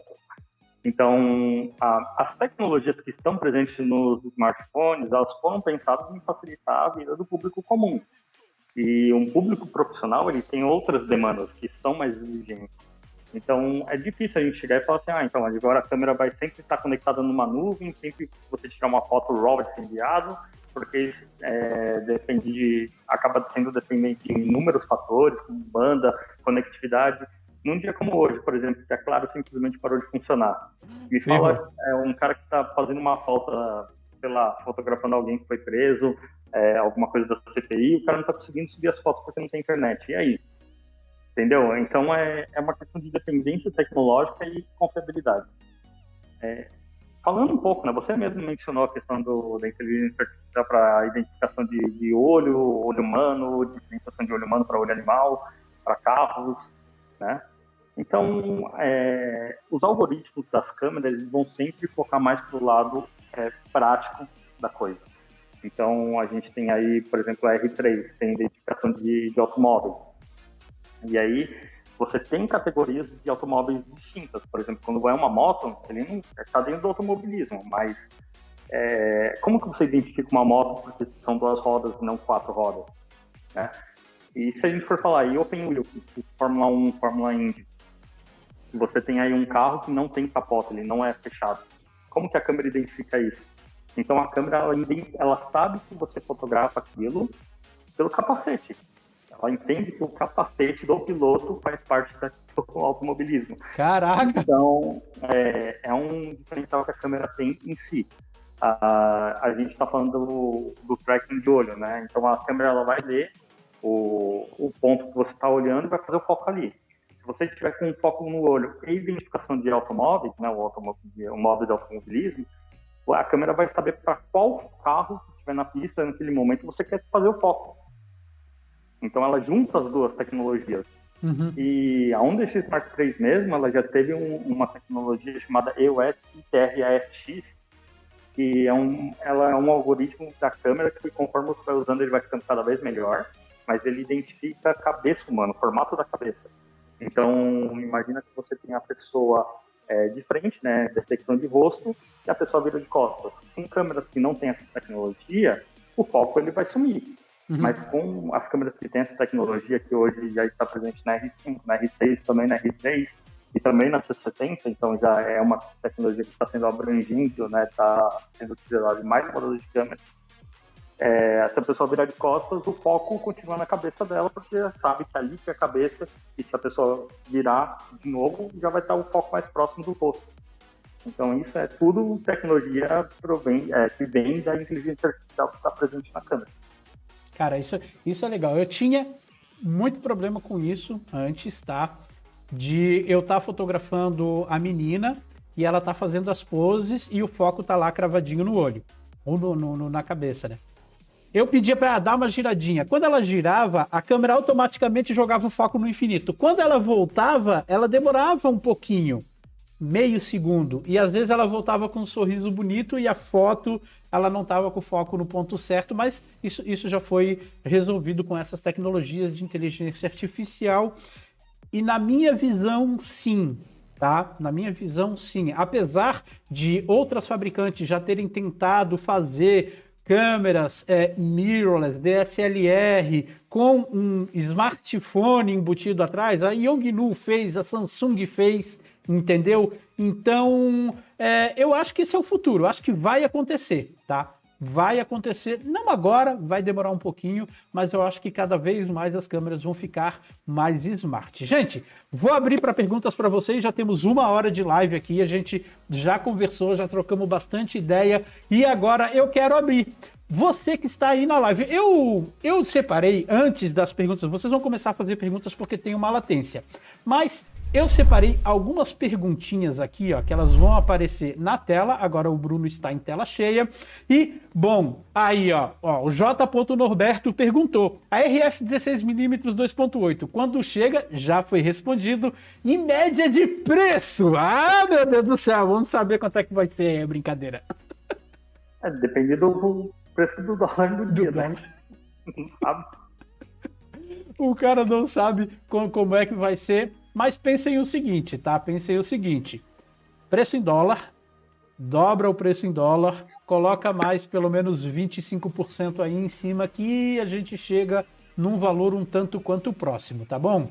Vamos para a próxima pergunta? Ó, o Pablito perguntou, tem uma câmera 60D, eu queria ter mais estabilidade em vlogs com alguma lente, isso é possível? Olha, é possível. Tá? Eu não vou falar que vai ficar 100%, porque para vlog, se você gravar vlog igual eu costumo gravar os vlogs que eu faço na Mitsubishi Cup e em outros lugares, eu uso a câmera num tripé, né? Tripé na mão e tal. E eu uso uma lente que não tem estabilizador, mas eu uso uma lente bem angular.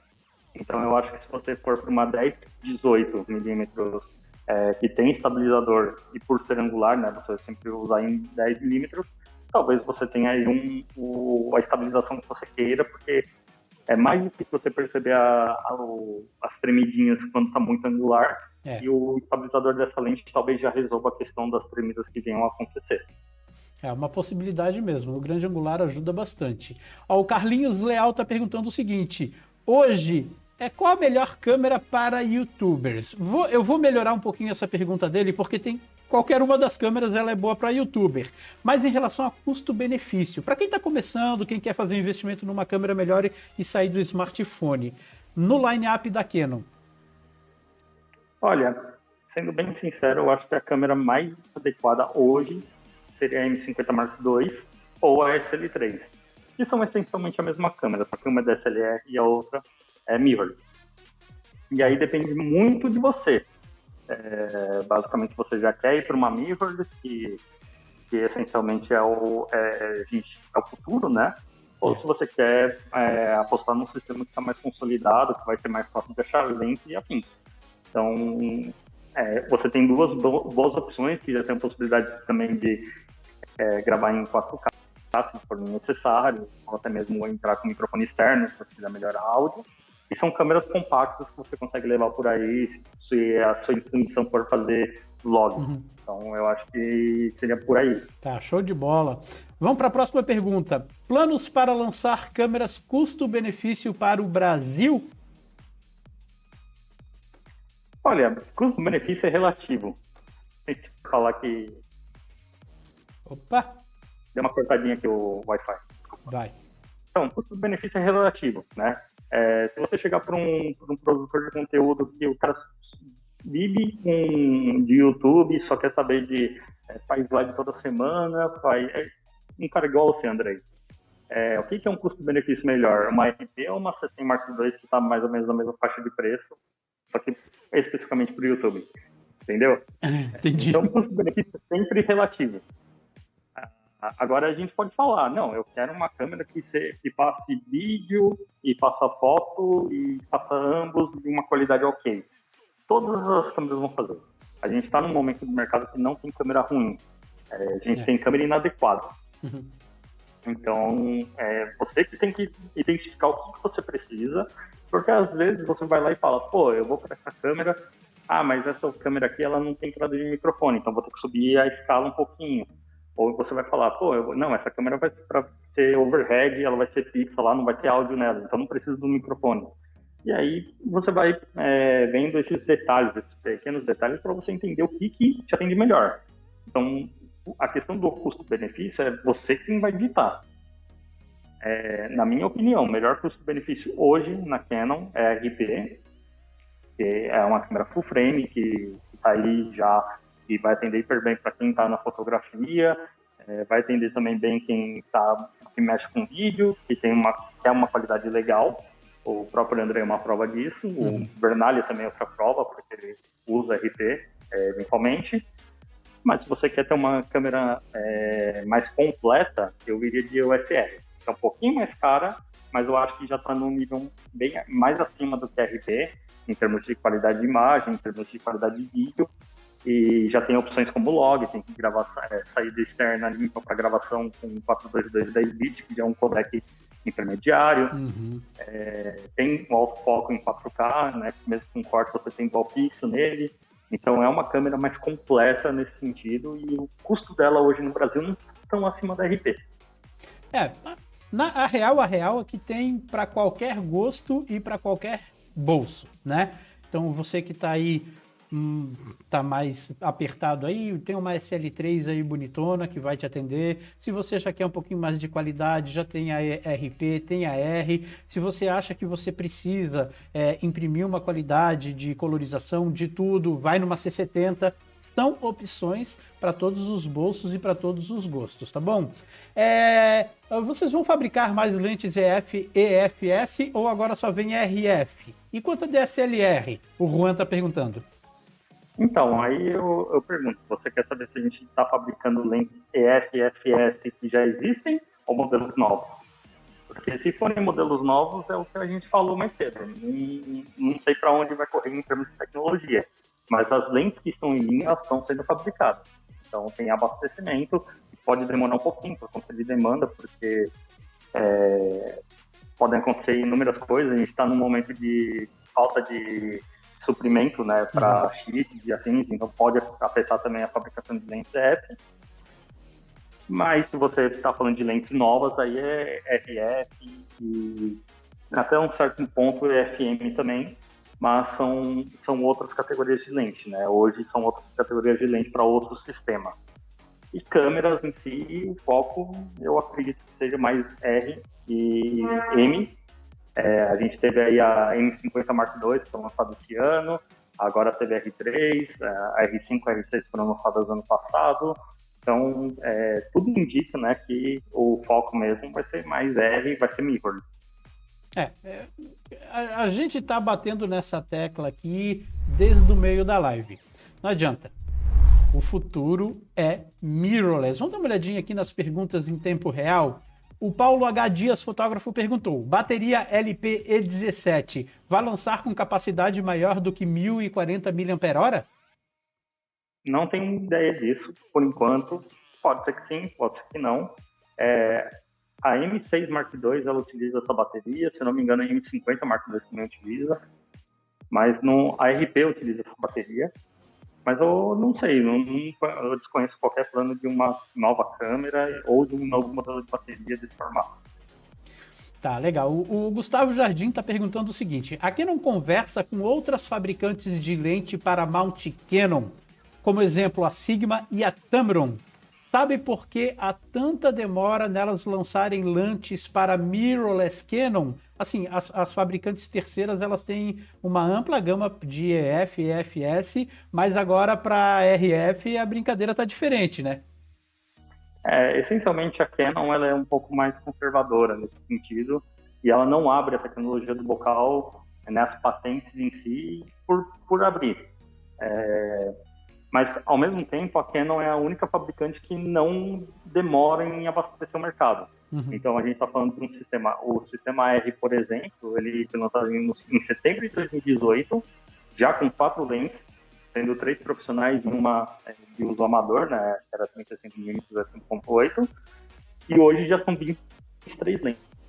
Já tem mais de 1/3 de lentes que tem versão F. E hoje a gente já tem outras variedades, tem o 16mm que foi anunciado agora, a 85mm, como eu falei, tem a 2870 que é profissional, tem a 2470, tem a 35. Então, a Canon em si, ela está lançando novas lentes com diferentes preços que é para atender justamente o mercado. E aí que entra aquela coisa, né? Alguns outros fabricantes abrem o bocal para alimentar o próprio line-up de lentes, para oferecer novas opções. Tem outros fabricantes que atuam de maneira diferente. E se você parar para analisar, existem opções de outros fabricantes para Canon, para sistema R, inclusive. Só que não esses tradicionais que o pessoal fala, né? Esses terceiros que são mais conhecidos. Uhum. Mas existem lentes. E, inclusive, também existe o contrário, né? Existem outras câmeras que estão usando bocal RF. Então, é uma questão mais de tecnologia e quem quer pagar para ter o acesso àquela tecnologia. E a maioria dos fabricantes desses grandes não querem. Isso é verdade, tá? Porque eu acho que a única terceira que eu vi com lente RF foi a Samyang, se eu não me engano. Eu não sei se tem alguma outra que já está fazendo RF, mas até agora só essa, mas tudo é uma questão de acordo comercial, não adianta. Tem que ter o acordo comercial com a Canon. A partir do momento que tem o acordo comercial, os caras podem desenvolver e trabalhar nas suas novas objetivas RF. O DuoClick está falando o seguinte: está muito difícil encontrar adaptadores de RF em UK, não sei se é Inglaterra, e no Brasil também. Sim, existe um desabastecimento, porque não é que existe um desabastecimento, é que existe uma procura imensa, eu acho que muito maior do que a Canon esperou por esses adaptadores, não é verdade, Bruno? Com certeza. Inclusive é uma coisa que a gente não esperava, né? Em setembro do ano passado a gente anunciou a C70, aí somou com junho, o lançamento de junho, né? Que foi a R6 e a R5, e teve muitos fotógrafos que simplesmente falaram, não, agora é hora de eu ir pro sistema, eu quero a C70. A C70 em si foi uma câmera que teve backorder demais. Ela chegou num ponto que o pessoal que estava comprando em dezembro estava recebendo só em fevereiro. Nossa.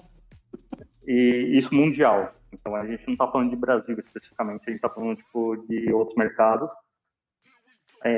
E todo mundo queria o adaptador. E no caso da C70 ainda tem um agravante que 90% das lentes de cinema do mercado são com bocal EF ou PL, né, que é o RPL ou Canon EF.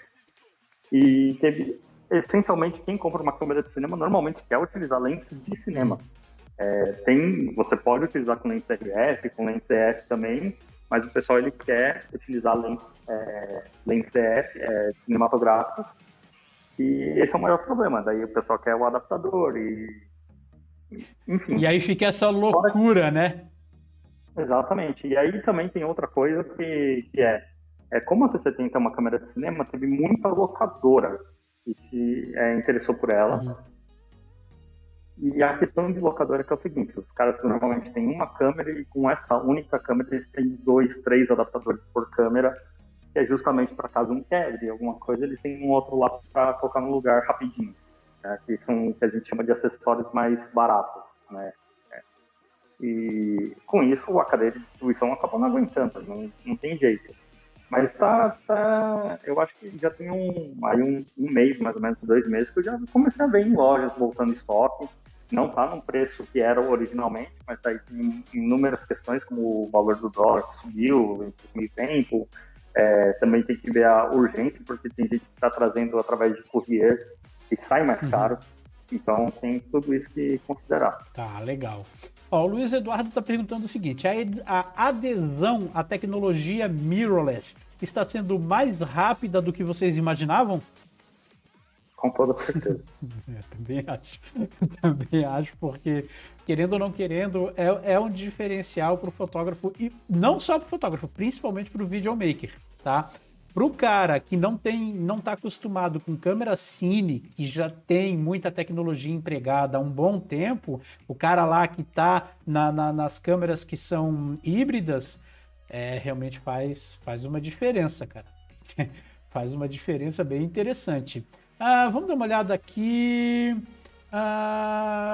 O Dyson está falando sobre um problema de cabo flat e outros colegas da profissão têm o mesmo problema. Gente, para corrigir isso, para falar sobre isso, sempre tem o saque da empresa, vocês podem ligar lá para o saque da empresa, eles vão te atender, vão tentar ver se for um problema crônico, tá? Se isso for realmente um problema crônico, a empresa faz recal e isso tudo existe, tá? Então, vocês podem procurar lá que vocês vão ser muito bem atendidos. O pessoal do saque aí, vocês têm uma equipe de saque grande aí para atender o pessoal, não é verdade?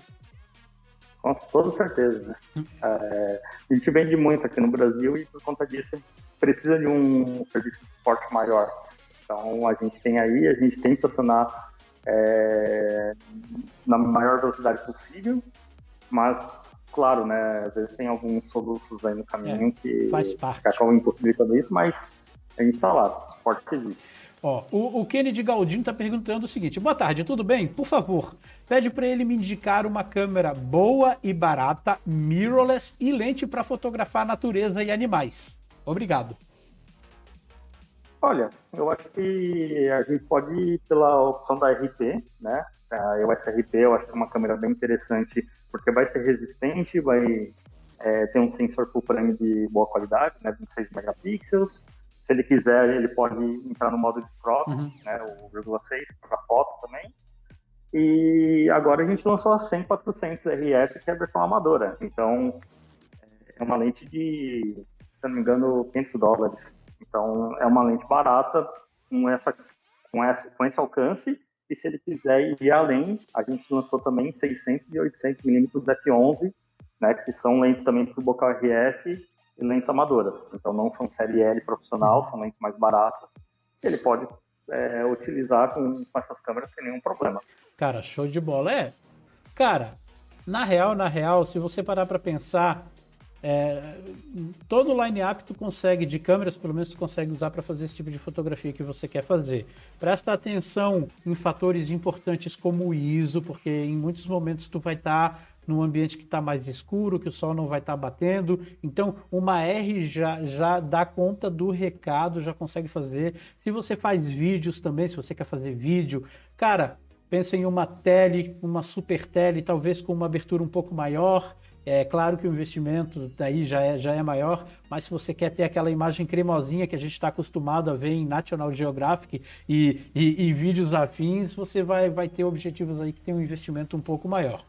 O Lucas Reis Fotografia está perguntando o seguinte: quando que a Canon vai conseguir viabilizar as RFs para o mercado brasileiro? Como assim viabilizar, mano? Porque elas já são vendidas aqui no mercado. Você fala em relação a custo? Eu imagino que ele está falando em relação a custo, Bruno. Existe alguma tendência de mercado para que com o tempo se diminua o custo dessas RFs? Com certeza, né? Toda lente, quando começa a ter um tempo de mercado, acaba diminuindo o custo um pouco. Mas assim, eu vou falar particularmente, eu acho que o maior problema hoje, não, o maior inimigo hoje é o atual câmbio. Eu vou dar um exemplo, a RF 2870mm f2 é uma lente que foi lançada por $3.300, hoje custa $3.000. Na época do lançamento dela, em 2018, ela era uma lente que aqui no Brasil a média de preço dela era R$19.000, e hoje ela está nessa média ainda. Então eu acho que os $300 de diferença acabaram não influenciando tanto no valor da lente, né, porque o câmbio aumentou. Mas ao mesmo tempo eu vi que teve reabastecimento de algumas lentes EF. A 50mm f1.8 EF está quase R$1.200 na loja Canon. E se você parar e comparar com o preço da lente RF, que está na casa dos R$1.500 em alguns revendedores, não está tão diferente. Então eu acho que é mais a questão do câmbio mesmo, que acaba inviabilizando um pouco, porque assim, a cadeia de distribuição das autorizadas, das lojas autorizadas, está com preços competitivos. Inclusive tem muita gente no Brasil comprando lentes RF. Então é aquilo, acaba sendo... É difícil a gente falar que é barato, mas ao mesmo tempo, quando a gente fala de lentes mais baratas, a gente considera o valor em dólar. Sim. E aí tem a questão toda da conversão. Um outro exemplo é a 2470-28, a versão EF está $2.000, a versão RF está $2.200, então a diferença também não é tão grande. Lá na gringa o esquema é outro, né? Mas a gente tem que entender o seguinte: nos tempos que nós estamos vivendo com essa doença, com essa pandemia, com o dólar nas alturas, não tem brincadeira. A gente viveu para ver uma 50mm f1.8 custar acima dos R$1.000. Objetivos que a gente via, que a gente conseguia comprar por promoções no próprio site da Canon.com.br, abaixo dos 500. Teve uma vez que eu vi por 420, entendeu? Ela sempre foi custo-benefício, mas acontece que esse momento de mercado tá muito problemático, esse câmbio tá muito problemático, entendeu? Então, se você precisa, você tem que analisar muito bem a sua compra, tá? Analisa bem, como o Bruno falou no começo, vai vir a 16 aí. Espera, deixa a gente começar a ver aqui no Brasil, ver a galera falando, para ver se realmente vai ser o investimento. Meu Deus, as perguntas começaram a bombar aqui. O G Cabreira Fotografia perguntou o seguinte: qual a câmera Canon que mais vendeu no Brasil? Olha, eu acho que fácil a T3i. Né, a T3i, cara. Na verdade, a T3i foi uma das câmeras que mais vendeu no mundo, não só no Brasil, né? E foi muita questão de acessibilidade, porque era uma câmera barata, com vídeo bacana. Tem muitos canais no YouTube aí que surgiram entre 2010 e 2012 que utilizavam a T3i como câmera para vídeo, né, justamente pela acessibilidade. E eu acho que ela é uma das câmeras que mais vendeu, assim, não acho sem sombra de dúvida. Outro modelo que foi bem popular por aqui foi a 5D Mark II, que justamente foi o mercado high-end. Tinha muito casamenteiro, muito publicitário que tinha ela. O pessoal de vídeo, né, também pulou nela assim, sem nem pensar duas vezes. Então acho que esses dois modelos é os que eu colocaria minha fichinha aí de terem sido os mais vendidos no Brasil. Rebel E assim, a 5D Mark II foi o grande game changer da Canon, né? Poxa, a Canon conseguiu lançar uma câmera com capacidades híbridas que na época não tinha nada igual. Então, até cineasta de Hollywood rodando filme com o 5D Mark II. E os caras extremamente impressionados, porque quem já fotografou e quem já filmou com a 5D2 entende o que a gente está falando, porque foi onde a ciência de cor da Canon começou a ter um destaque maior. A imagem era muito cremosinha e era um destaque muito grande que tinha na época. Mas no Brasil, o Rebel é o que manda. Mercado brasileiro, vocês sabem como é que a gente é, né? A gente paga um monte de imposto, a gente tá aí com essa vida corrida, então as Rebelzinhas com certeza mandaram. Tem uma pergunta aqui do Thiago, que ele fala, na verdade não é uma pergunta, é uma afirmação, é que ele fala que a maioria dos produtos Canon, infelizmente, não são de bom acabamento. Bom, antes de você responder, Bruno, eu quero mostrar aí pro Thiago, claro, todas as opiniões vão ser respeitadas aqui, sem problema. Eu tô aqui na minha mão com uma 50D. A 50D é uma câmera que ela já tá no mercado há quanto tempo, Bruno? 50D, se eu não me engano, é de 2010. Ficou no mercado até 2012. Tá, então tá, 20 anos, tá? Então, olha só, essa câmera aqui, ela tem 1.5 milhões de cliques, ela foi usada única e exclusivamente para fazer casamento, e olha aqui, olha o acabamento dela, mano. Tá vendo? Então, assim, ó, se bem cuidada, são câmeras que vão durar muito tempo. Não é puxa-saquismo de Canon não, tá? Porque se for para falar, a gente fala mesmo. Mas assim, a minha experiência é diferente da tua, tá, Thiago? Eu tenho câmeras Canon aqui que elas têm um acabamento que tu pode ver, ó, tá aqui, ó, cara, 50D. 1,5 milhão de cliques. E olha o acabamento dela. Claro, isso daqui é uma coisa que a gente sempre perde, não adianta, né? Esse negocinho do visor aqui. Olha lá, o sapata, usando, ó, aqui, ó, o botãozinho aqui, ó, funcionando. Então, cara, cuida bem do brinquedo aí que tu vai ter ela por muitos anos, não é verdade? Não, eu acho que essa questão de acabamento, eu entendo quando a pessoa chega e fala, pô, o acabamento podia ser melhor, né? Esse plástico parece vagabundo, coisa desse tipo. Mas eu acho que ao mesmo tempo, por uma questão de encontrar os materiais que são resistentes e não subam tanto o preço da câmera. E, assim, de certa forma, eu me preocupo muito mais com o chassi interno da câmera do que com a parte externa. Então, eu vou dar um exemplo. Eu tenho um amigo, né, o Leo Berger, ele tem uma EOS R, ele tem a C70. A EOS R dele, ele mora em Portugal, ele foi fazer um trabalho no Autódromo de Estoril e, por conta do vento, o tripé foi pro chão, com a lente, com a câmera, com tudo. E a câmera, assim, sofreu avarias cosméticas, mas não afetou em nada o funcionamento dela. Eu conheço fotógrafos que fazem rally, que fazem mountain bike, que são fotógrafos de aventura, que batem câmera para cima e para baixo. Fotógrafo de esporte costuma ter a câmera no monopé e joga a câmera para o lado para pegar outra câmera, outro corpo de câmera. E as câmeras funcionam perfeitamente. Então, eu acho que assim, é tudo uma questão de o que você prioriza, o funcionamento dela ou o acabamento dela. Então, tem tudo isso que você considerar. E, ao mesmo tempo, eu falo por experiência própria, eu tive uma XTI e por anos eu usei debaixo de chuva, usei na terra, usei em um monte de lugar. A câmera nunca me deixou na mão. Mas, assim, eu destruí a câmera. Eu tenho plena consciência disso. Mas eu acho que equipamento, na verdade, o primeiro ponto você tem que comprar para usar. Se você está comprando pensando, porque eu quero que ela fique bonitinha para sempre e tal, está comprando equipamento errado. Eu penso assim. Para quem tá na rua, meu irmão, bater, essas coisas acontecem. Mas assim, né, respeitamos a opinião do Thiago, tá tudo certo, pode ter acontecido com você e pode ter afetado um pouco a tua experiência, tranquilo, tá bom?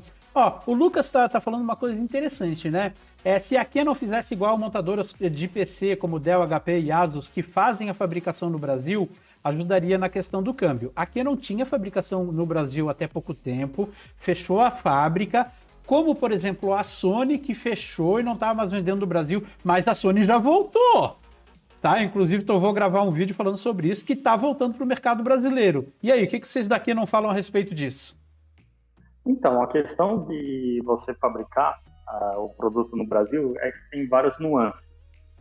E a Canon Inc., né, que é a nossa, digamos, nave-mãe, ela fica no Japão e ela não quer abrir o processo de fabricação de alguns modelos de câmeras e de lentes para outros mercados, para outras fábricas. Então acaba ficando um pouco difícil a gente justificar a fabricação de alguns modelos de câmeras no Brasil sem autorização deles. Sim.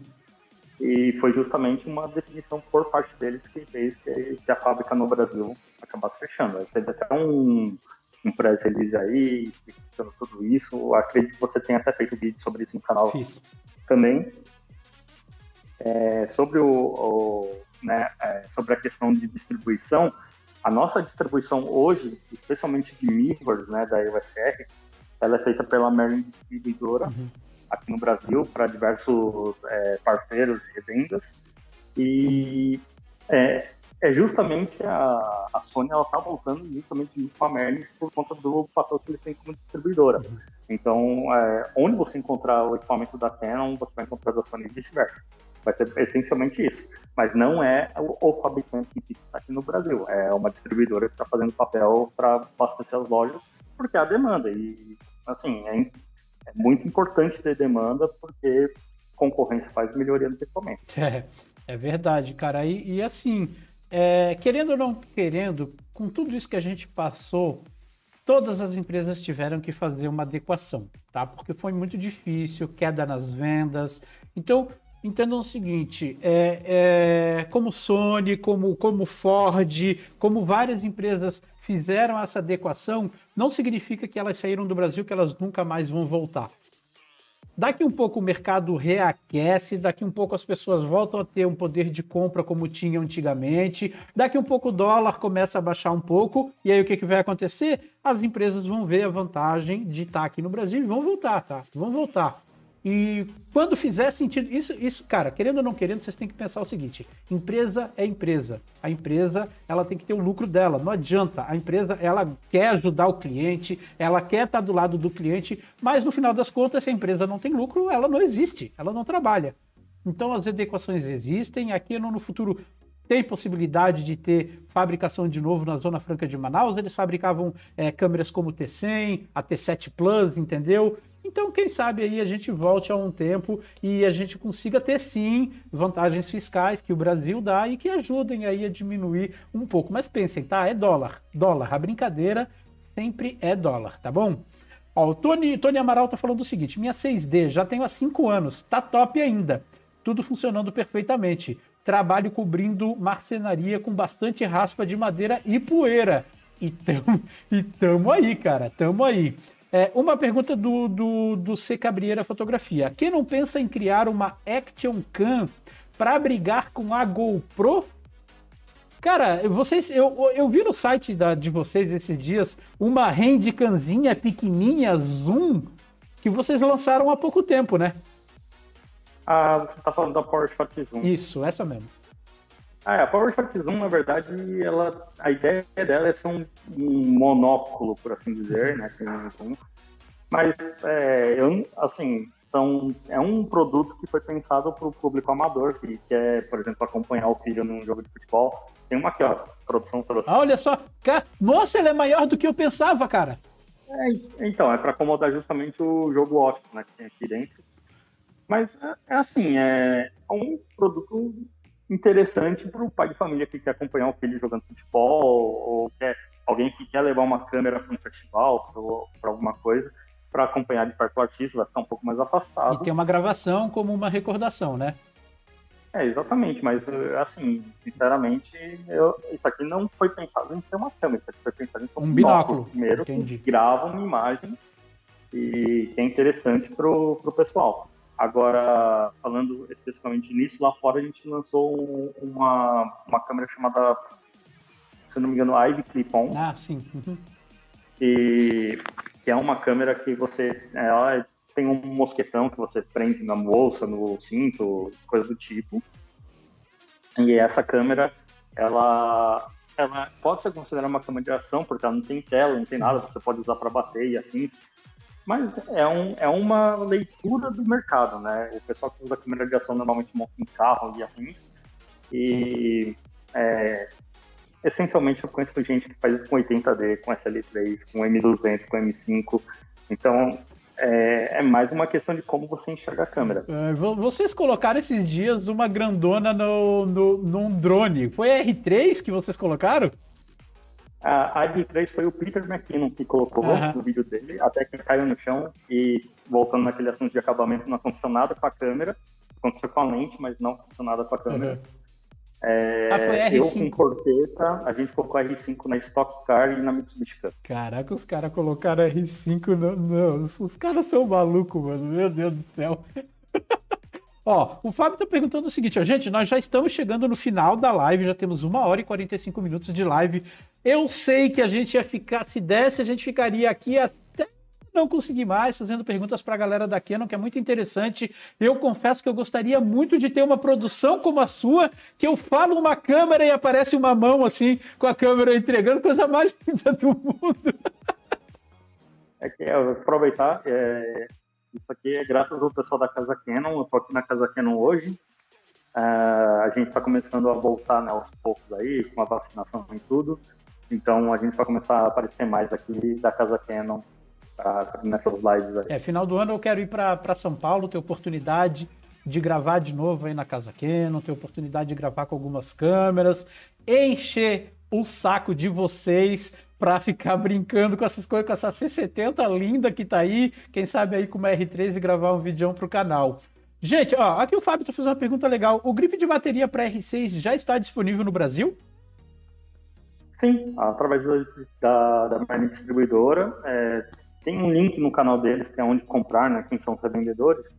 E todas aquelas lojas, se não tiverem em estoque, podem trazer para você através da distribuição, com garantia do Brasil e tudo mais. Cara, legal. Vamos encaminhando aqui para as últimas perguntas. O Rafael Moreira perguntou o seguinte, pergunta para ele se a Canon já tem pesquisa acerca de tecnologia de grafeno, tá? Então eu imagino que para as baterias. Se sim, pergunta quais as expectativas para essa tecnologia chegar no mercado. Eu não tenho informação sobre isso, então eu não vou conseguir responder. Eu acho que a gente está longe do uso de grafeno nas baterias, porque acho que o processo de produção ainda está muito caro e eu acho que é uma tecnologia que vai demorar um pouco para as baterias de grafeno acabarem aparecendo em qualquer tipo de eletrônico. Talvez a indução se torne uma tecnologia melhor no final das contas, porque, por exemplo, já tem empresas chinesas que já lançaram carregamento por indução em até 3 metros de distância. Tá, ok. Não tá legal ainda, tá com problema, tem uma perda de energia. A gente tá vendo que tá caminhando aí, quem sabe para um futuro a gente não precisar mais de bateria, né? Tudo vai ser transmissão de energia sem fio. Isso já é uma realidade, tá? Isso já é uma realidade. Mas aí eu gostaria de adicionar uma questão, um ponto, né, que é bastante importante. A C70 mesmo que a gente está falando aqui, ela com a bateria BPA30, ela tem aí, dura 3 horas mais ou menos, gravando em 4K. E com a BPA70, que é o dobro de bateria, tem gente que faz aí 7 horas seguidas, em 4K. Com uma bateria? Então, uma bateria. Ah, não, pô, 7 horas já é coisa pra caramba, né, mano? Então, assim, é bateria de lítio. Tá aí. Tá aí. Ó, o Corpo Natural tá perguntando o seguinte, como ser um revendedor Canon? Então, a própria média distribuidora, né, que a gente falou aí, que tá fazendo essa ponte de mercado, né, para distribuição das mirrors da série R, eles têm um plano aí para quem quer se tornar um revendedor e você pode entrar em contato direto com eles. Show de bola. O site é merdidistribuidora.com.br. Show de bola. Mano, olha só. Primeiro, gostaria de fazer um agradecimento à Canon do Brasil por ter me dado essa oportunidade de conversar oficialmente com vocês, de suprir as dúvidas da galera, principalmente suprir as minhas dúvidas, porque eu sou um cara que gosto muito de falar do mercado. Gostaria de agradecer o pessoal da Casa Canon que abriu aí, que quando eu fui, todo mundo me recebeu, o pessoal foi muito receptivo, muito gente boa. A você, tá? Que tá aí, deu a cara a tapa, tá conversando. A gente já fez outra live, né? O Bruno, né? E agora a gente tá falando aí da Canon. Então, eu gostaria de agradecer, gostaria que você desse as considerações finais aí para a rapaziada que está na live. Eu só queria agradecer o espaço, a gente falar em nome da Canon, que é o público. O Canon é muito importante para a gente. E a gente está aí para tudo, né? Para quem quiser trocar ideia e tal, pode procurar o Andrei passa o meu contato, passa o contato de outras pessoas da Canon também, se precisar. E a gente está aí para isso. Show de bola. Bom, seguinte, vou me despedir do pessoal aqui. Bruno, valeu, muito obrigado. Deixa eu passar aqui para a câmera principal. E aí, pessoal, curtiram? Show de bola. Olha, eu gostaria de agradecer todo mundo que está aqui. 1.258 pessoas passaram por essa live. Ó, quem que é que veio aqui no final? A Duda. Então, gente, muito obrigado para vocês que ficaram aí até agora. Amanhã tem vídeo no canal, amanhã tem live de avaliação de fotografia de Instagram dos inscritos. Então é isso aí. Vocês estão curtindo o meu trabalho? Por favor, compartilhe os vídeos para o canal crescer cada vez mais e mais. E aquele abraço. Delícia. Valeu, gente. Muito obrigado e até a próxima.